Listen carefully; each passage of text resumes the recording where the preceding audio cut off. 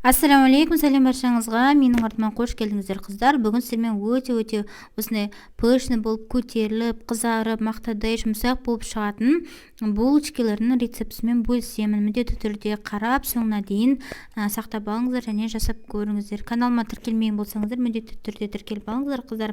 Алда әлі күшті рецепттермен бөлісетін боламын. Булочкалар жасау үшін бізге ең алдымен жылы сүт керек. Сүтімізді кішкене ғана жылытып аламыз.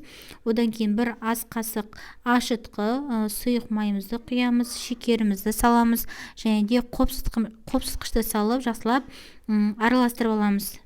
Жақсылап араластырып алғаннан кейін ұнымызды саламыз. Оның тығыздығына байланысты мен жазып кеткен ингредиенттен ұн сізде көп немесе жаңағы аз кетуі мүмкін. Сондықтан барлығын салмайсыздар. Жайлап салып, көз мөлшерімен қарап, қолға жабыспайтындай болғанша илейсіздер, қыздар. Қолға жабыспайтындай болып иленгеннен кейін оның үстіне жаңағы біз сармайымызды алдын ала ертіп суытып қоямыз. Осының үстіне құйып тағы бір илеп жібереміз. Сармайымызды кішкене сындырып мінекей. Осылай құямызды тағы бір рет илеп жібереміз.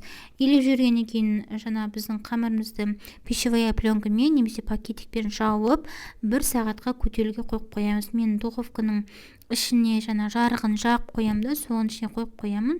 Жылы болып тұрады, содан кішкене күшті болып аз ғана уақыттың ішінде көтеріп шығады. Мінекей осындай болып көтеріледі.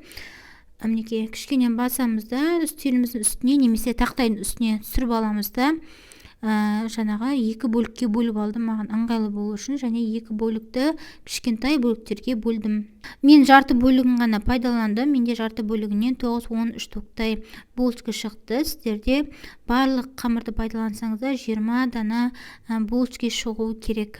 Осындай қылып жұқа немесе өте қалың, өте жұқа қылмай жаясыздар да, осындай видеодағыдай қылып тілейсіздер де сгущенка салып осылай бекітесіздер. Менде 3 желание сгущенкасы, сондықтан менде ешқандай сгущенка ақпады, сыртына ағып кетпеді. Яғни сіздерде басқа сгущенка пайдалансаңыздар, жан-жағын жақсылап бекітесіздер. Мінекей тура видеодағыдай қылып жасайсыздар да.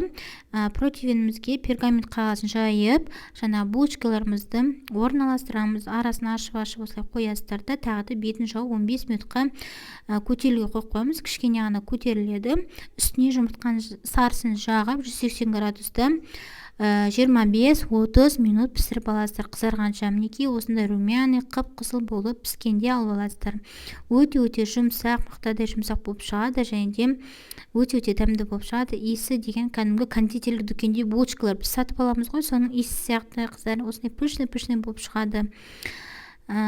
Начинкасына салмасына қыздар шоколад немесе нутелла қосаңыздар да болады, сгущенка қосаңыздар да болады, өздеріңіздің қалауларыңызша. Міндетті түрде жасап көрулеріңіз керек, сіздерге ұнайтынына сенімдімін.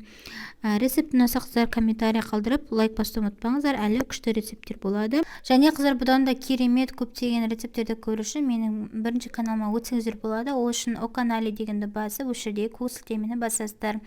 Көк сілтемені басқанда менің каналыма өтесіз. Бірінші каналыма осы жерден көптеген рецепттерді, мастер-класстарды қарай аласыздар. Міндетті түрде тіркеліп қойыңыздар. Бұған да қоңыраушаны басып қойсаңыз, видео шыққан кезде бірінші болып көретін боласыз.